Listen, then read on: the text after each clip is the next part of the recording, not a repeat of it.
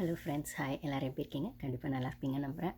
என்னப்பா நம்மளோட second love அந்த ப்ரோக்ராம் எப்படி போயிட்டுருக்கு அப்படிங்கிறது பார்க்கும்போது இப்போ தான் கொஞ்சம் பேருக்கு தெரியவே ஆரம்பிச்சிருக்கு. அப்படி ஒரு ப்ரோக்ராம் போகுதா, எதில் போகுது அப்படின்லாம் கேட்க ஆரம்பிச்சிருக்காங்க. ஸோ விஜய் டிவிலையா, ஹாட் ஸ்டார்லையா, என்ன டைமிங்ஸு, இது என்ன ஒன்றுமே புரியலையேப்பா அப்படிங்கிற மாதிரிலாம் பார்க்க முடியுது. நம்மளால் சோஷியல் மீடியாவில் அந்தந்த ப்ரோக்ராம் பற்றி ரிவ்யூ பண்ணுற சேனல்ஸில் போய் பார்க்க முடியுது. ஸோ நான் ரெகுலராக ஒரு சில சேனல்ஸ் ஃபாலோ பண்ணுவேன். அவங்க சேனல்லையும் சரி, நம்ம சேனல் இன்னும் கமெண்ட்ஸ் வர ஆரம்பிக்கல ஃப்ராங்காக சொல்லணுன்னா. ஏன்னா நம்ம சேனல் ஆல்ரெடி எல்லாருக்குமே தெரியும். பிக் பாஸ் ஃபாலோ பண்ணவங்க. என்னோடய சேனல் ரொம்ப சின்ன சேனல் தான். இருந்தாலுமே எனக்கு பிடிச்ச ஷோ, இல்லை எனக்கு வந்து ரிவ்யூ பண்ணணும்னு நினைக்கிற ஷோ, அது பாலிடிக்ஸ் ஆகட்டும், ஃபிலிம் ஆகட்டும், என்னோடய சேனல் பெரிய திவ்யாஸ் வேர்ல்டுன்னும் போது எனக்கு என்னென்ன பிடிக்கும், இல்லை எனக்கு என்ன மாதிரி விஷயங்களை சோஷியல் மீடியாவில் ஷேர் பண்ணணும்னு நினைக்கிறேன்னா அப்படி நான் ஷேர் பண்ணுவேன். அதனால் பெருசாக இது வந்து இன்னும் பெரிய சேனல்லாம் சொல்ல முடியாது அப்படின்னும் போது நிறைய பேருக்கு ரீச் ஆகலை. பட் ஆனால் ரெகுலராக என்னை ஃபாலோ பண்ணுறவங்களுக்கு நான் என்ன ஷோ பற்றி பேசுகிறேன் அப்படின்னும் போது லைக் மட்டும் போடுவாங்க. இல்லைனா வந்துட்டு அந்த வியூஸ் போர்டில் என்னால் தெரியும் என்ன மாதிரி ஆடியன்ஸ் இருக்காங்க அப்படின்னு ஓரளவுக்கு என்னால் கெஸ் பண்ண முடியும்னா, இப்போ ரீசெண்டாக பொலிட்டிக்கல் வீடியோஸும் போடுறேன் அப்படின்னும் போது டிஎம்கே ஃபேன்ஸ் தான் பொலிட்டிக்கல் வீடியோஸ் பார்க்குறாங்க. ஸோ லைக் போடல அப்படின்னும் போது அவங்க டிஎம்கே ஃபேன்ஸுன்றதை கண்டுபிடிக்க முடியுது. டிவிகே ஃபேன்ஸாக இருந்தால் கண்டிப்பாக லைக் போட்டுட்டு பார்ப்பாங்க, இல்லைனா வந்து கமெண்ட்ஸில் ஷேர் பண்ணுவாங்க. நம்மளுக்கு லைக் போடாமல் பார்ப்பாங்க, ஆனால் கமெண்ட்ஸில் வந்து திட்டுவாங்கன்னும் போது டிஎம்கே ஃபேன்ஸ் தான் அப்படின்னும் போது. ஸோ நம்மளுக்கு ஓப்பனாக கமெண்ட்ஸ் வரல அப்படின்னாலுமே நான் ஷார்ட்ஸும் போடுறேன், வீடியோஸும் போடுறேன் அப்படின்னு சொல்லும்போது இன்ஸ்டாலையும் என்னை ஃபாலோ பண்ணுறவங்களுக்கு தெரியும். அங்கேயும் ஒரு சிலர் வந்து லைக் போடுறது, செய்கிறது, இல்லை என்ன வியூஸ் போயிருக்கு அப்படின்னு பார்க்க முடியும்னு சொல்லும்போது ஸோ செகண்ட் லவ் பற்றியும் நான் பேசுகிறேன். ஸோ நான் நல்ல பொலிட்டிக்கல் வீடியோஸும் போடுறேன். பொலிட்டிக்கல் வீடியோஸ் 1 மந்த்தாக போட்டுட்ருக்கேன். செகண்ட் லவ் இப்போ தான் ஸ்டார்ட் ஆகிருக்கணும் போது இப்போ தான் அதை பற்றி 2-3 வீடியோஸ் போட்டிருக்கேன். ஃபஸ்ட்டு இதை பார்க்கலாமா வேணாமான்ற கன்ஃபியூஷனுக்குள்ளே ஏன் பார்க்குறேன் அப்படிங்கிறதும், அதுக்கப்புறம் ஃபஸ்ட்டு 2 எபிசோட்ஸாக ரிவ்யூ பண்ணியிருக்கேன். ஸோ நெக்ஸ்ட்டு 3-4 எபிசோட்ஸ் வந்து சேர்ந்தாப்பில் பேசிடலாம் அப்படிங்கிற மாதிரி தான். ஸோ ஏன்னா அது வந்து ஒரு 40-50 மினிட்ஸ் ப்ரோக்ராம் தான். ஸோ ஸ்பெசிஃபிக்காக அது பிக் பாஸ் மாதிரி அதை லைவ் அப்படிங்கிற மாதிரிலாம் எதுவும் இல்லை. இருந்தாலும் அது ஒரு மினி பிக் பாஸ் அப்படிங்கிற லெவலில் தான் அந்த ஷோ கொண்டு போகிறாங்க. ஏன்னா விஜய் டிவி எப்பயுமே ஒரு ஷோ வந்து லான்ச் பண்ணும்போது அதுக்கான ஒரு யூனிக்கான ஒரு விஷயத்தை எடுத்து வைப்பாங்க. அது கான்ட்ரவர்சியோ கான்ஃப்ளிக்ட்டோ, ஆனால் இது வரைக்கும் எந்த டெலிவிஷன்லேயே இதை பார்க்கல. இது இப்படி ஒரு ஷோ தேவையா அப்படிங்கிற கான்ஃப்ளிக்ட்டுக்குள்ளேயும் கான்ட்ரவர்சிக்குள்ளேயும் தான் அதை ஆரம்பிப்பாங்க.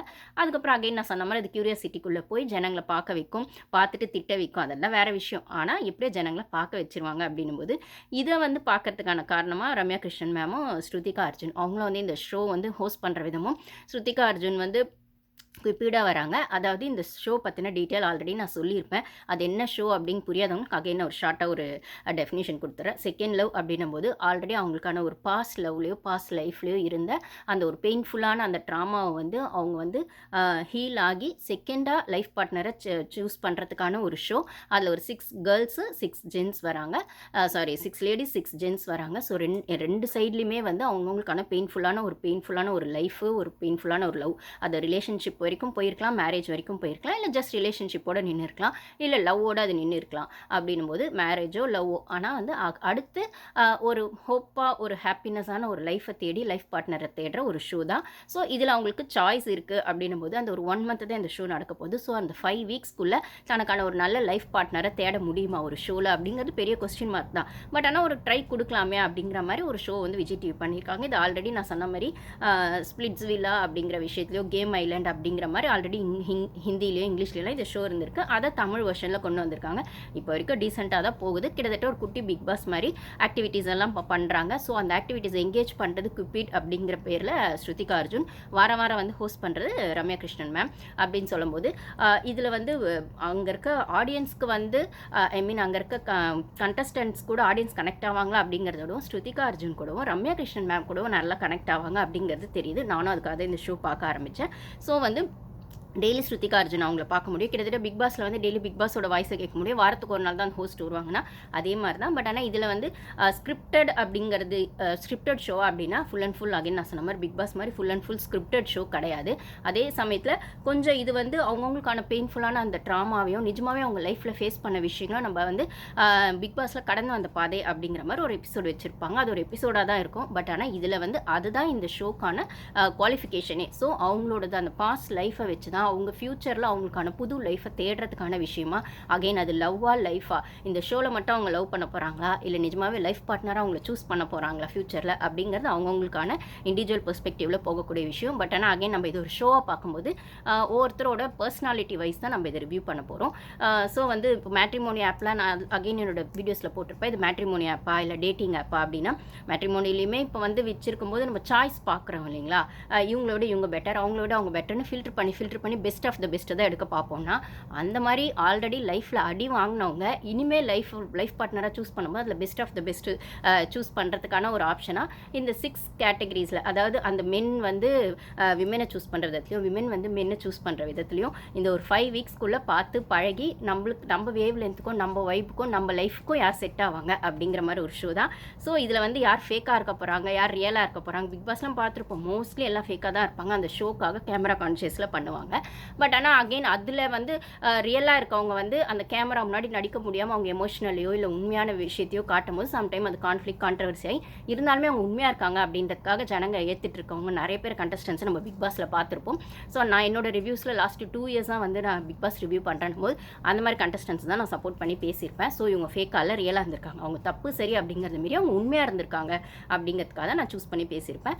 ஸோ இந்த ஷோவில் செகண்ட் லவ் ஷோவில் ஃபேக் வெஸ் ரியல் அப்படின்னு போக முடியுமா அப்படின்னா, இந்த ஷோவே வந்து உங்களுக்கான லைஃப் பார்ட்னரை சூஸ் பண்ணுறதுன்னு போது கண்டிப்பாக நீங்கள் ரியலாக இருந்ததாக அதை சூஸ் பண்ணணும் போது அந்த ரியாலிட்டிக்குள்ளே வாரம் வாரம் ஒருத்தர் வந்து நம்ம வந்து இந்த வாரம் ஒரு பொண்ணை வந்துட்டு ஒரு பொண்ணையோ பையனையோ வந்துட்டு எனக்கு இவன் செட் ஆவான் அப்படின்னு யோசிச்சுட்டு இல்லை இவங்க செட் ஆவாங்க அப்படின்னு யோசிச்சுட்டு அடுத்த வாரம் செட் ஆகலப்பா அடுத்த ஆள் மாற்றிக்கலாம் அப்படின்னு போயிட்டே இருக்காங்களா, இல்லை அவங்கக்கிட்ட பர்ஃபெக்ஷன் இருக்குது இம்பர்ஃபெக்ஷன் இருக்குது அப்படிங்கிறத மீறி என்னால் இவங்க கூட லைஃப்பை வந்து ஷேர் பண்ணிக்க முடியும் அப்படிங்கிற ஒரு ஃபேத்ஃபுல்லான ஒரு ஒப்பீனியனோட அவங்க கூட வந்து ட்ராவல் பண்ணுறதுக்கு யார் ரெடியாக இருக்காங்க அப்படின்னும் போது அது உண்மையான அந்த எமோஷ்னல் ஃபீலிங்ஸ்குள்ளே தான் இந்த ஷோவில் இருக்கவங்க வந்து ஹைலைட் ஆவாங்க அப்படிங்கிறது என்னோட ஒப்பீனியன், பர்சனலாக என்னோட ஒப்பீனியன்.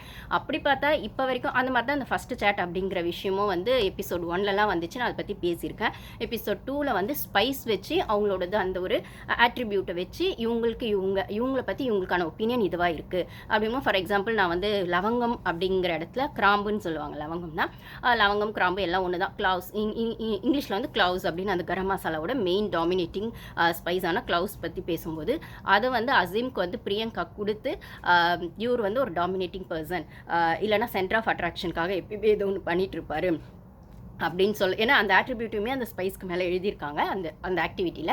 ஸோ அந்த ஒரு டாமினேட்டிங் பர்சன் அப்படிங்கிற முத்திரையை வந்து அசீம் மேலே வந்துட்டு பிரியங்கா வந்து ரொம்ப அப்பட்டமாக வைக்கும்.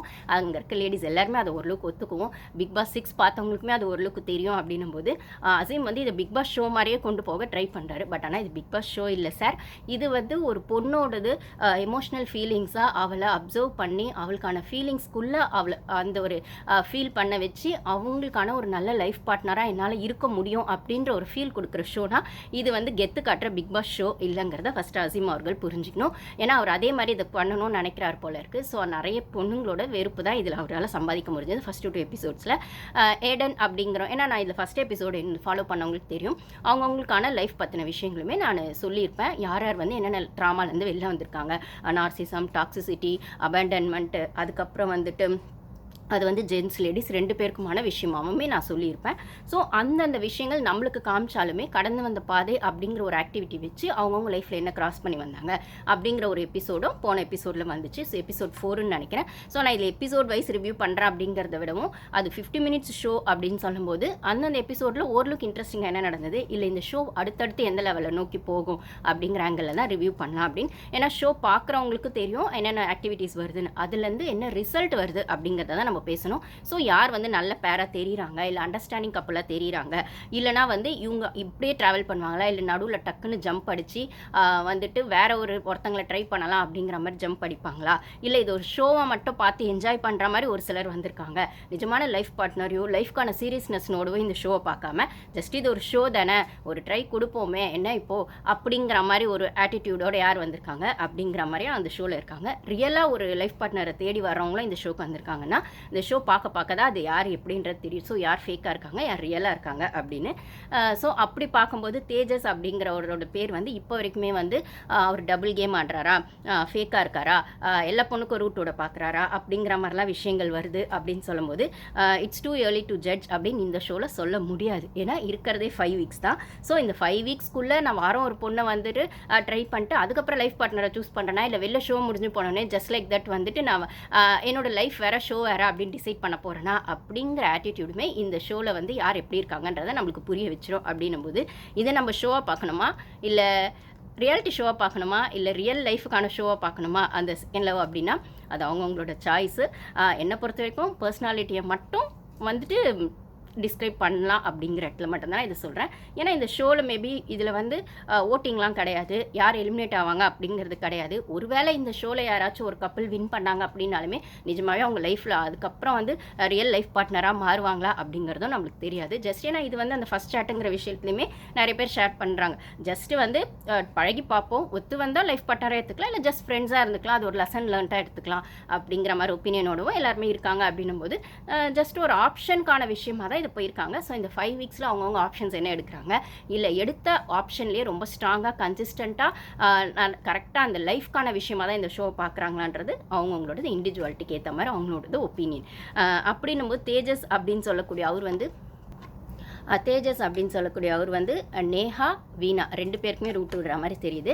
பட் ஆனால் வீணா வந்து ஆல்ரெடி வந்து தினேஷ் அவங்க கூட வந்துட்டு அந்த சேட் பண்ணியிருக்காங்க. அந்த ஃபஸ்ட் சேட் பண்ணும்போது அவங்களுக்குள்ள ஒரு வைப் இருக்குது. அந்த ஸ்பைஸ் அப் விஷயங்கள், அந்த ஸ்பைஸ் ஜார் நான் சொன்னேன் இல்லைங்களா, யாரை பற்றி சொல்லணும் அப்படின்னும் போதுமே நான் வந்து மோனிஷா வெக்கே அவங்க கொஞ்சம் டீசெண்டாக அவங்களுக்குள்ள ஒரு அண்டர்ஸ்டாண்டிங் இருக்குது. இது அப்படியே ட்ராவல் ஆகும் அப்படிங்கிற மாதிரி தெரியுது. ஏன்னா ஒரு லைஃப் பார்ட்னருக்குள்ளே முக்கியமான ஒரு விஷயமா ஃபஸ்ட்டு அடிப்படுறது வந்து ஒரு பொசசிவ்னஸ்ஸு. உன்னை எனக்கு பிடிக்கும், என்ன உனக்கு பிடிக்கும் அப்படிங்கிறத விட உன்னை வேறு யாருக்காவது பிடிச்சதா, இல்லை உனக்கு வேறு யாராவது பிடிச்சது அப்படின்னா ஒரு சின்ன பொசிவ்னஸ் வரும் இல்லைங்களா.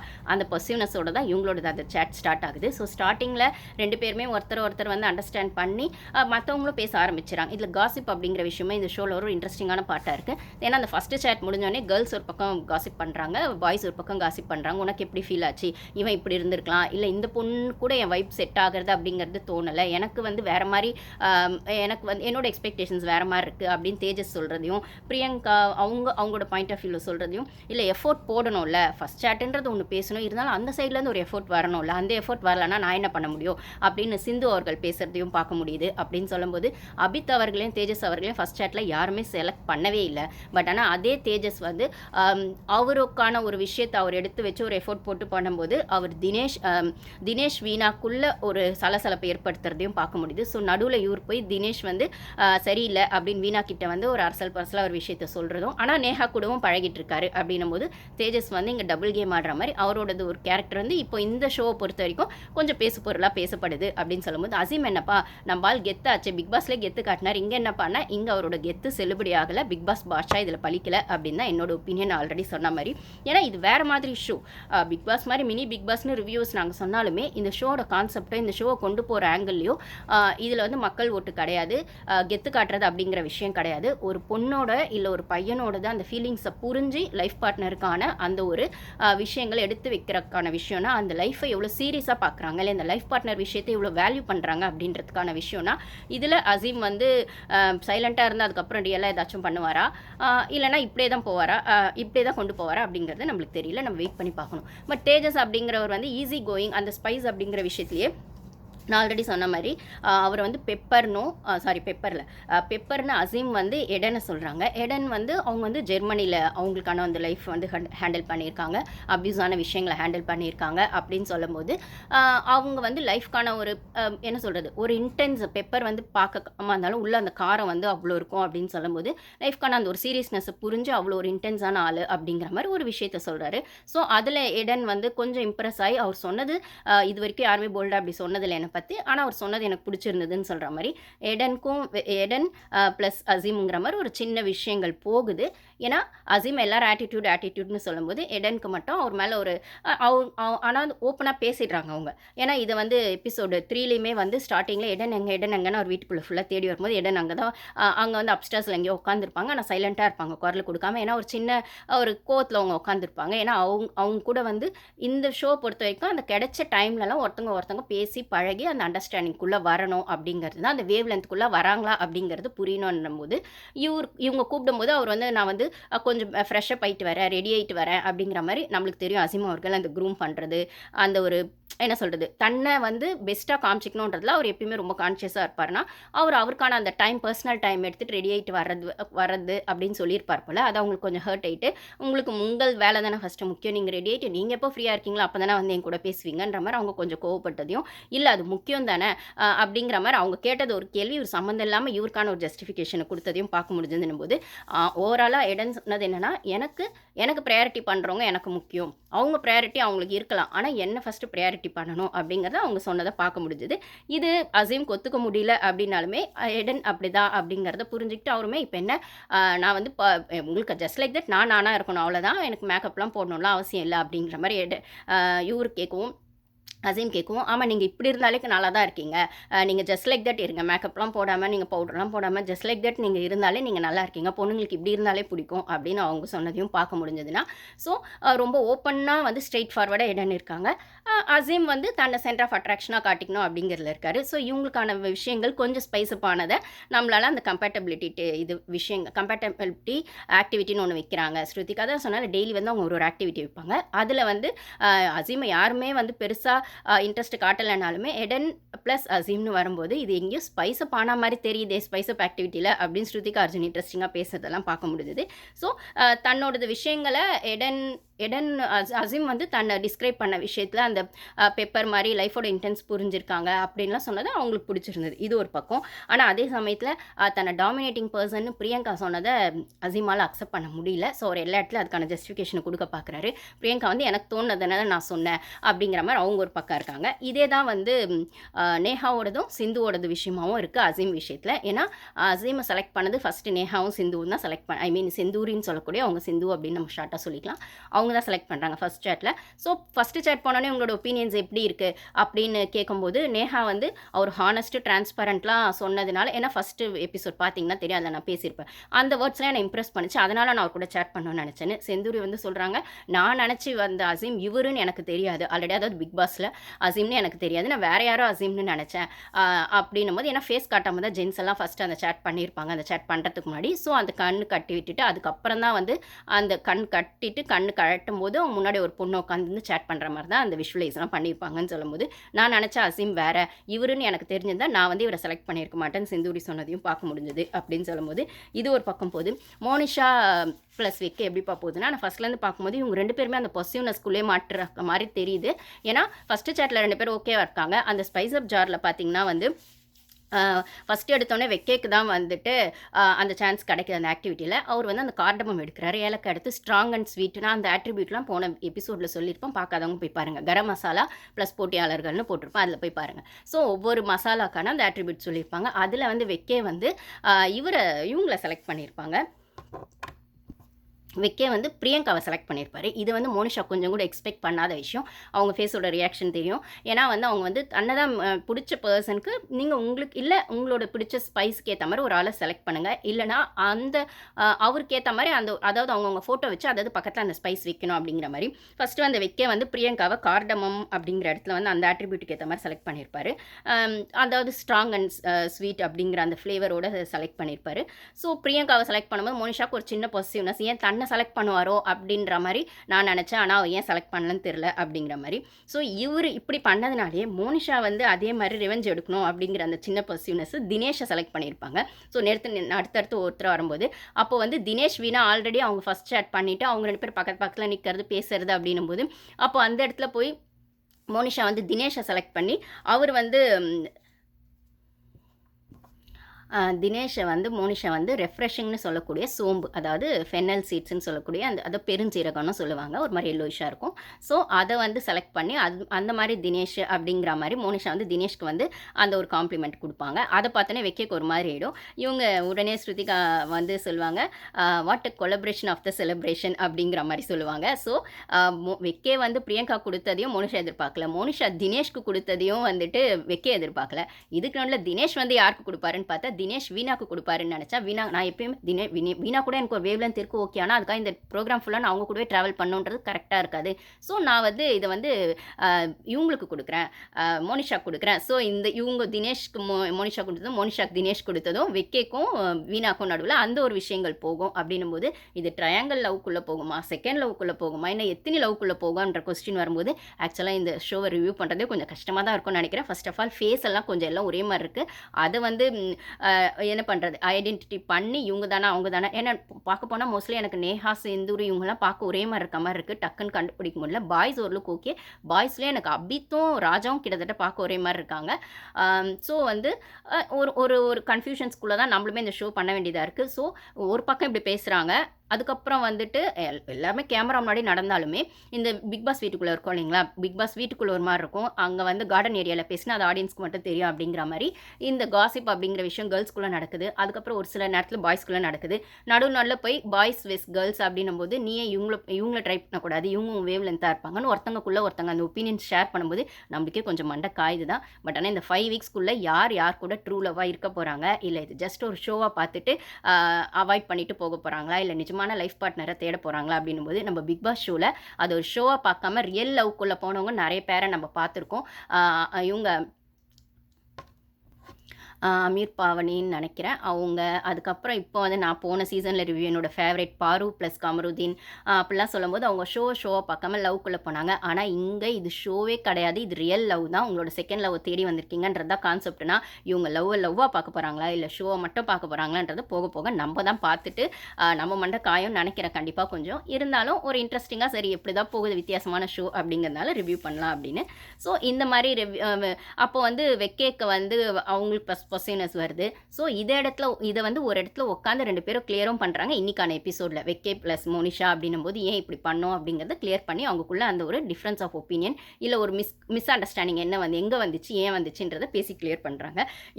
இதுக்கு நடுவில் தேஜஸ் வந்து நேஹா கூட ஹக் பண்ணிவிட்டு, ஏன்னா நேஹாவும் ஆல்ரெடி அப்யூஸால் பாதிக்கப்பட்டிருக்காங்க அப்படின்னு சொல்லும்போது அவங்க யாரையுமே அவங்கள க்ளோஸாக ஹக் கூட பண்ண விட மாட்டாங்க அவங்க லைஃப்பில் நடந்த இன்சிடென்ட்ஸ் வச்சு அப்படின்னு சொல்லும்போது தேஜஸ்க்கு அந்த ஸ்பேஸை கொடுத்து அவங்க அதை பண்ணி அதை வந்து அசீம் கூட சொல்லப்பா அவங்க லவ் ஹக் பண்ணி இது பண்ணிட்டாங்கப்பா ஒன்றாயிட்டாங்கப்பா அப்படின்லாம் சொல்லும்போது அந்த இடத்துல வீணாவும் தினேஷ்குள்ளே வந்து தேஜஸ் ஒரு குட்டி விளையாட்டு விளையாடுறது அப்படிங்கிறது பார்க்குறதுக்கு ஃபேராக இல்லை.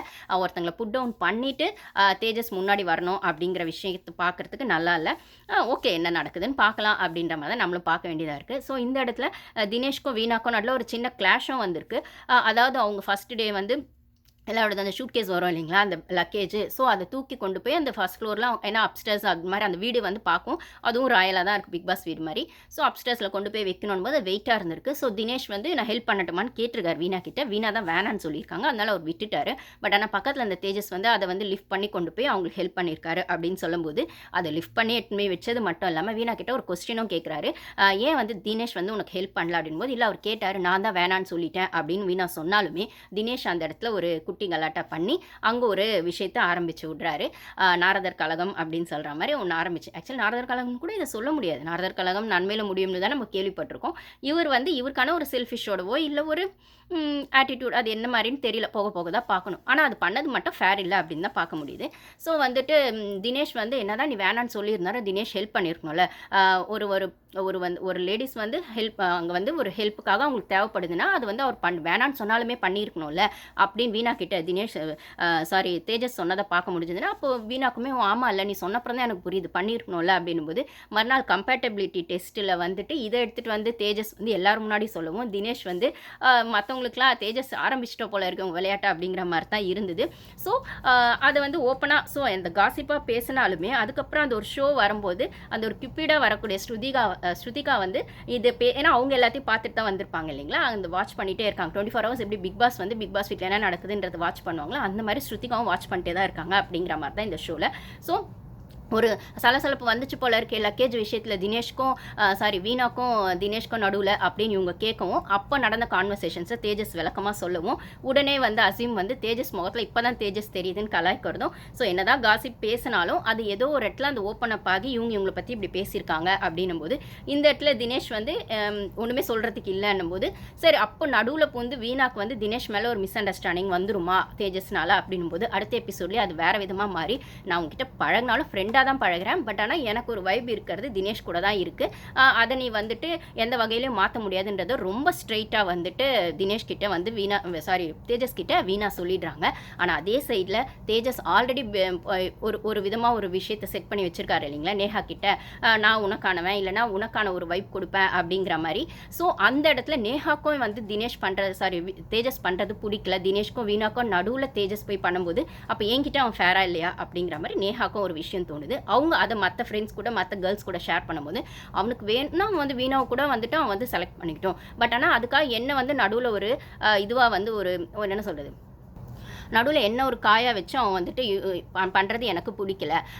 எனக்கு வந்து இந்த மாதிரி டபுள் கேம் ஆடுறது பிடிக்காது. அவன் என்ன பண்ணுமோ பண்ணிக்கிட்டோம். பட் ஆனால் இதில் நான் வந்து ஒரு விஷயமா என்னை யூஸ் பண்ணிக்கிறது அப்படிங்கிறது எனக்கு பிடிக்கல அப்படின்ற மாதிரி ஓப்பனாக நேஹாவுமே அந்த கேர்ள்ஸ்க்கு நடுவுலையும் சொல்லிடுறாங்க. அதுக்கப்புறம் அதை வந்து தேஜஸ்கிட்டையும் கிளியர் பண்ணிடுறாங்க அப்படின்னும் போது, ஸோ அதுக்கப்புறம் அகெயின் தேஜஸ் என்ன பண்ணுறாரு அப்படின்னா, வீணாவை நம்ம பண்ணலாம், வீணா கூட ஒரு வைப் செட் பண்ணலான்னு பார்த்தோம். ஆனால் வீணா ரொம்ப ஸ்ட்ரெயிட் ஃபார்வர்டாக நம்ம என்னதான் குட்டி கலாட்டா பண்ணாலும் தினேஷ் கூட தான் செட் ஆயிருக்காங்கன்னும் போது நம்மளுக்கு ஏற்றால் பழைய மாதிரி நேஹா தான்ப்பா, திருப்பி போய் அங்கேயே சரண்டர் ஆகிடுவோம் அப்படிங்கிற மாதிரி நேஹா கிட்ட சாரி சொல்லிட்டு இல்லை செஞ்சது தப்புன்ற மாதிரி அவர் உட்காந்து தனியாக ஃபீல் பண்ணிருக்காரு. பட் ஆனால் நேஹா தேஜஸ் அக்செப்ட் பண்ணுவாங்களா அப்படிங்கிறது தெரியல. ஏன்னா அவங்க கேர்ள்ஸ் கூடலாம் பேசும்போது பார்த்தீங்கன்னா அந்த விஷயத்துக்குள்ள இல்லை காசிப்னு எல்லா இடத்துலையும் காசிப்னு சொல்ல முடியாது. ஒரு சில இடத்துல அது காசிப்பாக இருந்தாலும் ஒரு சில இடத்துல அவங்களோட ஃபீலிங்ஸாக இருக்குது அப்படிங்கிறதா விஷயமா இருக்குது. அப்போ வந்து இது வந்து நேஹா சொன்னதை வந்து பிரியங்கா எடுத்துகிட்டு போய் திருப்பி தேஜஸ் கிட்ட கேட்கும்போது, நீ இப்படி பண்ணது அவங்களுக்கு ஹர்ட் ஆயிருக்கு நேஹாக்கு, நீ என்ன சொல்கிற அப்படின்லாம் கேட்கும்போது, இதில் என்ன தப்பு இருக்குது, இது வந்து நம்ம வந்து இந்த ஷோ ஃபுல்லாகவே வந்து நம்மளுக்கு யார் செட் ஆவாங்கன்ற ப்ராசஸ்க்குள்ளே தானே போக போகிறோம். அப்போ வந்து ஒருத்தவங்க கூட கனெக்ட் ஆகிருக்கணும்னு அவசியம் இல்லை, நம்ம வந்து 2-3 பேர் கூடவும் பழகி பார்க்கலாம்ன்ற மாதிரி அவரோட ஒப்பீனியன் எடுத்து வைக்கிறாரு. இது ஷோ வைஸ் ஃபேராக இருந்தாலுமே ஒரு பொண்ணு வந்து அதை வந்து அலோவ் பண்ண மாட்டா, அந்த ஸ்பேஸை கொடுக்க மாட்டா, தனக்கான பொசிட்டிவ்னஸோட தான் தன்னோட லைஃப் பார்ட்னரை பாப்பா அப்படிங்கிறது தான் யதார்த்தமான உண்மையாக இருந்தால், இது ஒரு ஷோவாக பார்க்காம லைஃப் பார்ட்னரை நிஜமாகவே தேடக்கூடிய இடத்துல பொண்ணுங்க வந்திருக்காங்க அப்படின்னு சொன்னால், இல்லை பசங்க வந்திருக்காங்க அப்படின்னு சொன்னால், இந்த பொசிட்டிவ்னஸ்க்குலாம் அவங்க வந்து சான்ஸே கொடுக்க மாட்டாங்க. நம்மளுக்கான லைஃப் பார்ட்னர், நம்மளுக்கான லைஃப்பில் வந்து நம்மளை வந்து எப்படி புரிஞ்சுக்க போகிறாங்க, நம்ம ஆல்ரெடி அந்த லைஃப்பில் அவங்க அடி வாங்கியிருக்காங்கன்னா அந்த அடி திருப்பி வாங்காமல் இருக்கிறதுக்காகவும் இல்லைனா அந்த மிஸ்டேக்ஸ் திருப்பி நடக்காமல் இருக்கிறதுக்காகவும் ரொம்ப கான்ஷியஸாக அவங்களோட செகண்ட் லைஃப் வச்சு செலக்ட் பண்ணுவாங்க. அப்படின்னும் போது இந்த மாதிரி தேஜஸோட இந்த ஒரு விளையாட்டுத்தனமோ தெனாவட்டுத்தனமோ வந்து கேர்ள்ஸ்க்கு பிடிக்காது அப்படின்னு தான் நினைக்கிறேன். சரி, இதில் அசீம் என்ன மாதிரி பாடி வாங்குறாரு அப்படின்னு பார்த்தா, அசீம் வந்து அவரோடது லைஃப்பில் வந்து அந்த டிவோர்ஸ் அப்படிங்கிற விஷயத்தை பற்றி கடந்து வந்த பாதையில் சொல்கிறாரு. அவர் சொன்னாலுமே அவரோட பையனோடது, அவரோட பையன் 1.5 வயசு அந்த பையனுக்கு இருக்கும்போது அவங்களோட லைஃப் பார்ட்னர், அதாவது அவங்களோட எக்ஸ் ஒய்ஃப்னு சொல்லக்கூடியவங்க வந்து டிவோர்ஸ் வாங்கிட்டு அந்த குழந்தைய பிரித்து கூட்டிகிட்டு போயிட்டாங்க அப்படிங்கிறத அவரோட வழியை சொல்கிறாரு. ஸோ இதுக்கு மேலே செகண்ட் லைஃப்பில் வந்து ஹானஸ்ட்டாக ட்ரான்ஸ்பரண்ட்டாக அந்த கம்யூனிகேஷன் கிளியராக எனக்கு வந்து ஒரு லைஃப் பார்ட்னர் வேணும்னு அவர் சொன்னாலுமே இவரோட டாமினேஷன் ஆப்வியஸாக தெரியுது.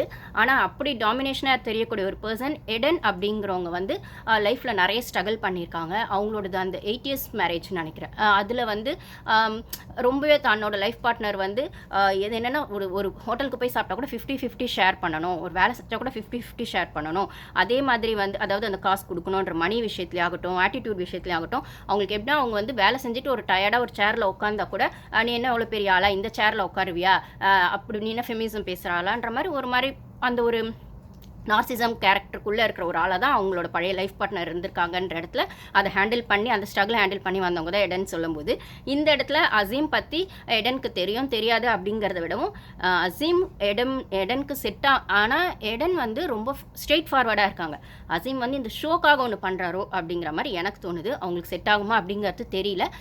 ரொம்ப கிளியராக வந்து அசீம் வந்து எடன் வந்து சூஸ் பண்ணியிருக்காங்க அப்படின்னு தெரிஞ்சாலுமே இது எந்த அளவுக்கு போகும், அசீம் வந்து இந்த ஷோக்காக பண்ணுறாரா இல்லை நிஜமாகவே லைஃப் பார்ட்னரை தேடுறாரா அப்படிங்கிறது போக போக தான் பார்க்கணும். இந்த இடத்துல எனக்கு லைஃப் பார்ட்னராக ரெண்டு பேருமே வந்து அந்த லைஃப் பார்ட்னருக்கான விஷயங்களை கரெக்டாக ஒரு பொசிட்டிவ்னஸோடவும் இல்லை குறைஞ்சபட்சம் அந்த லவ் வந்து தப்பு சரின்றதுக்குள்ளே அந்த கான்ஃப்ளிக்டை பேசி சரி பண்ணிக்கிறாங்கன்னும் போது வெக்கி மோனிஷா தான் தெரிகிறாங்க. இந்த 3 episodes வரைக்குமே வெக்கிக்கும் நிறைய வந்து அவர் நிறைய லைஃப்பில் அந்த ஒரு லவ் ஃபெயிலியர்ஸ்லாம் இருந்தாலுமே ஏன்னா இந்த இடத்துல கடந்து வந்த பாதைன்னு சொல்லும்போது வெக்கே அவர்களோட அப்பா விஷயங்களும் வந்து அவர் சொல்லி ரொம்ப ஃபீல் பண்ணுறாரு. அவருக்கு அப்பா இல்லை அப்படின்னு சொல்லும்போது அவரோட 27 yearsலேயே அவங்க அப்பா ரொம்ப அஃபெக்ட் ஆனதாகவும், அப்போ வந்து அவரோட அந்த விஷயங்கள் லவ் பற்றின விஷயங்கள் அதெல்லாம் வரும்போது அவர் ஃபேமிலிக்கு தான் ஃபோக்கஸ் பண்ணார் அப்படின்போது பெயின்ஃபுல்லாக இருந்தது அவரோட ஸ்டோரினும் போது. மோனிஷாவும் அவங்களோட மேரேஜ் லைஃப்பில் அவங்க அப்பாவை மிஸ் பண்ணதையும் அதுக்கப்புறம் அந்த மேரேஜ் லைஃப்மே ரொம்பவே வந்து டாக்ஸிக்குள்ளே இருந்ததையும் அப்படின்னு சொல்லும்போது ரெண்டு பேருக்குமே அந்த அப்பா சென்டிமெண்ட்டும் கனெக்ட் ஆகுது. ப்ளஸ் லைஃப் பற்றின ஒரு புரிதல் 2 பேருக்குமே கொஞ்சம் சீரியஸாக இருக்குது அப்படிங்கிறது தான் என்னால் புரிஞ்சுக்க முடிஞ்சுது. ஸோ இந்த இடத்துல ஃபேமிலிக்கு வந்து வெக்கே இம்பார்ட்டன்ஸ் கொடுத்துருக்காரு. அந்த ஏஜில் 27-28 ஏஜில் லவ்க்கு இம்பார்ட்டன்ஸ் கொடுக்காம ஃபேமிலிக்கு இம்பார்ட்டன்ஸ் கொடுத்துருக்காரு அப்படிங்கிற விஷயம் மோனிஷாவை கொஞ்சம் அட்ராக்ட் பண்ணியிருக்கலாம். ஆனால் அதே சமயத்தில் எப்பயுமே பொண்ணுங்க வந்து அந்த பழைய விஷயத்தில் அஃபெக்ட் ஆகியிருக்காங்க அப்படின்னா ஹீல் ஆகிறதுக்கு டைம் ஆகிறத மீறி செகண்ட் லைஃப் பார்ட்னரை வந்து அவ்வளோ சீக்கிரம் நம்ப மாட்டாங்க. ஏன்னா அந்த ட்ராமாலேருந்து அவங்க என்ன தான் ஹீலை இருந்தாலே நம்ப மாட்டாங்க. ஒரு வேளை ஹீல் ஆகாமல் இன்னுமே அவங்களுக்கு அந்த பயம் பதட்டம் அந்த ஒரு இருந்துச்சு அப்படின்னு சொன்னால் அடுத்த லைஃப் பார்ட்னர் அவங்க சூஸ் பண்ணுறது ரொம்பவே கஷ்டமாக இருக்கும். இன்னுமே அதுக்குள்ளே லாக் ஆகிட்டு அந்த சந்தேகத்தோடய அதை பார்ப்பாங்க அப்படின்னா மோனிஷாக்கு இன்னுமே அது இருக்குது அப்படிங்கிறத வைக்க புரிஞ்சுக்குவாருன்னு நினைக்கிறேன். அவரோட விஷயங்கள்ல அது பார்க்க முடியுது அவர் மோனிஷாவை புரிஞ்சுக்கிட்ட விஷயத்தில் அப்படின்னும் போது. ஸோ கம்பேட்டபிலிட்டி டெஸ்ட்டுன்னு ஆக்டிவிட்டின்னு ஒன்று வைக்கிறப்ப கூட வெக்கே ப்ளஸ் மோனிஷான்னு வரும்போது அவங்களோட அண்டர்ஸ்டாண்டிங் ரொம்பவே நல்லா இருந்தது. ஏன்னா ரொம்பவே மோனிஷாவோடது அந்த ஃபேமிலி விஷயங்களை பற்றி வெக்கே கேட்டு தெரிஞ்சுக்கிட்டதாகட்டும். ஏன்னா அந்த கொஸ்டின்ஸ் எப்படி இருந்ததா, இப்போ மோனிஷா ஸ்ட்ரெஸ்ஸாக இருந்தால் இல்லைனா அவங்க கூட பிறந்தவங்க எவ்வளோ சிப்ளிங்ஸ் அப்படின்லாம் கேட்கும்போது அவங்களுக்கு வந்து 2 அண்ணன் ஒரு தம்பி இருக்காங்கன்னு மோனிஷா சொன்ன வரைக்கும் அவங்க முக்கியமாக பொண்ணுங்களுக்கு லிசன் பண்ணுறது பிடிக்கும். ஒரு விஷயம் சொல்கிறோன்னா அதை லிசன் பண்ணி காது கொடுத்து கேட்கணும். எந்த அளவுக்கு டீப்பாக அதை கேட்டிருக்கீங்க அப்படிங்கிறது பிடிக்கும் அப்படின்னா அதை வந்து வெக்கே வந்து நல்ல லிசனராக இருந்திருக்காரு. மோனிஷா சொல்கிறதுலாம் நல்லா அப்சர்வ் பண்ணியிருக்காரு, கேட்டிருக்காருனமோ அந்த கம்பேட்டபிலிட்டி டெஸ்ட்டில் அவங்க அதை வின் பண்ணுறாங்க. கிட்டத்தட்ட 2 பேருக்கு ஏற்ற மாதிரி தான் அந்த கம்பேட்டபிலிட்டி டெஸ்ட் நடக்குது. ஃபஸ்ட் ரவுண்டில் மோனிஷா வெக்கே வின் பண்ணியிருக்காங்க. செகண்ட் ரவுண்டில் வந்து தினேஷ் வீணா வின் பண்ணுறாங்க. தேர்ட் ரவுண்டில் வந்து பிரியங்கா ப்ளஸ் அபித் வின் பண்ணுறாங்க அப்படின்னு சொல்லும்போது மற்றவங்களாம் கொஞ்சம் பாயிண்ட்ஸ் எடுத்தாலுமே ஸோ இது இந்த பாயிண்ட்ஸ் பொறுத்து இல்லை, அந்த அண்டர்ஸ்டாண்டிங் எவ்வளோ இருக்குது, எவ்வளோ பேசியிருக்காங்க, கிடைச்ச மேக்ஸிமம் 2-3 எபிசோட்னா 2 நாள் நினைக்கிறேன், எவ்வளோ பேசியிருக்காங்க, எவ்வளோ பழகியிருக்காங்க, ஒருத்தரை பற்றி எவ்வளோ தெரிஞ்சிருக்காங்க அப்படிங்கிற விஷயமா தான் இது நம்மளால் பார்க்க முடியும்னா அந்த இடத்துல அதை வின் பண்ணது ஓவராலாக ஒரு ரவுண்டில் ஒருத்தர் இந்த மாதிரி வின் பண்ணியிருந்தாலுமே நான் சொன்ன அந்த 3 பேரும் ஓவராலாக வின் பண்ணது அந்த ஒரு கம்பேட்டபிலிட்டி ஆக்டிவிட்டி அப்படின்னு சொல்லக்கூடிய அதை வின் பண்ணது வந்து மோனிஷாவும் வெக்கேவும் தான் வின் பண்ணியிருக்காங்கன்னும் போது இவங்க இந்த ஷோக்காக இப்போ இந்த இடத்துல வெக்கே கிட்ட வந்து தினேஷும் வேற யாரோ கூட சொல்கிறாங்க, நீ வந்து மோனிஷா கூட நிஜமாக உங்கள் 2 பேருக்கு ஒரு வைப் இருக்கா அப்படின்னும் போது வெக்கே சொல்கிறாரு, அவங்க ஷோக்காக பண்ணுறாங்களா இல்லை நிஜமாக பண்ணுறாங்களா என்னால் ஃபீல் பண்ண முடியல, பார்க்கறதுக்கு அவங்க வந்து எல்லாம் இன்ட்ரெஸ்ட் இருக்க மாதிரி நல்லா ஒரே வைப் இருக்க மாதிரி தான் ஃபீல் ஆகுது, பட் ஆனால் அது எங்கேயோ ஒரு இடத்துல எனக்கு கொஞ்சம் லேக் ஆகுது, அது என்னன்னு தெரியல அப்படின்ற மாதிரி அவர் வெக்கே சொல்கிறாரு. மோனிஷா கிட்டேயும் மற்ற கேர்ள்ஸ் சொல்கிறாங்க, இப்போ நீ வெக்கே வந்து நல்லா தான் உங்ககிட்ட பழகிறான், அவன் வந்து நல்ல ஒரு ஃபேமிலி மேனாக தெரியுது, ஃபேமிலிக்கும் லைஃப்க்கும் இம்பார்ட்டன்ஸ் கொடுக்குற மாதிரி தெரியுது, நீ அவங்க கூடவே ட்ராவல் பண்ணக்கூடாது அப்படின்ற மாதிரி கேட்கும்போது இல்லை எனக்கு கொஞ்சம் டைம் வேணும், இப்போ இவ்வளோ சீக்கிரம் டிசைட் பண்ண வேணாம், கொஞ்சம் யோசிக்கலான்ற மாதிரி மோனிஷா ஒரு ஸ்டெப்பை ஹைட் பண்ணுறாங்க. அதாவது வேற யாரையாச்சுமே கூட பழகி பார்க்கலாம் போல் அப்படிங்கிற மாதிரி ஒன்று சொல்ல வராங்க.